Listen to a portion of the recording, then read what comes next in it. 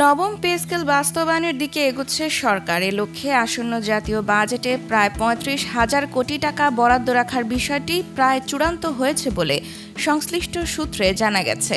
নতুন এই পে স্কেলের মাধ্যমে সরকারি চাকরিজীবীদের মূল বেতন বা বেসিক ৫০% পর্যন্ত বাড়ানোর পরিকল্পনা রয়েছে।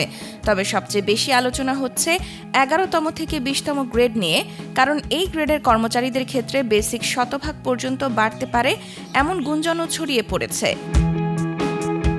পে কমিশনের সুপারিশ অনুযায়ী বর্তমানে প্রথম গ্রেডের মূল বেতন ৭৮,০০০ টাকা, যা ৫০% বাড়লে দাঁড়াবে ১,১৭,০০০ টাকায়।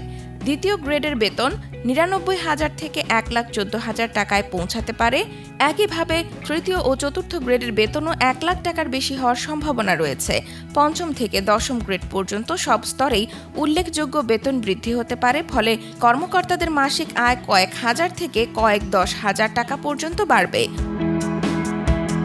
অন্যদিকে ১১তম থেকে ২০তম গ্রেডে ৫০% বৃদ্ধি কার্যকর হলে নিম্ন আয়ের কর্মচারীদের বেতন বড় পরিসরে বাড়বে। উদাহরণ হিসেবে ১১তম গ্রেডের বেতন ১৮,০০০ থেকে ৪৫,০০০ টাকার বেশি এবং ২০তম গ্রেডের বেতন প্রায় ১২,০০০ থেকে ৩০,০০০ টাকার মধ্যে পৌঁছাতে পারে। আর যদি শতভাগ বৃদ্ধি বাস্তবায়ন করা হয় তাহলে এই গ্রেডগুলোর বেতন প্রায় দ্বিগুণ হয়ে যাবে।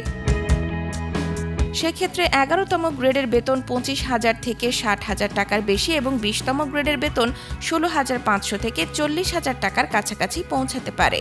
সব মিলিয়ে নতুন পে স্কেল বাস্তবায়িত হলে সরকারি চাকরিজীবীদের বেতন কাঠামোয় বড় পরিবর্তন আসবে বলে মনে করা হচ্ছে। বিশেষ করে নিম্ন ও মধ্যম গ্রেডের কর্মচারীরা সবচেয়ে বেশি সুবিধা পেতে পারেন। এখন সরকারি ঘোষণার দিকেই তাকিয়ে আছেন লাখো চাকরিজীবী।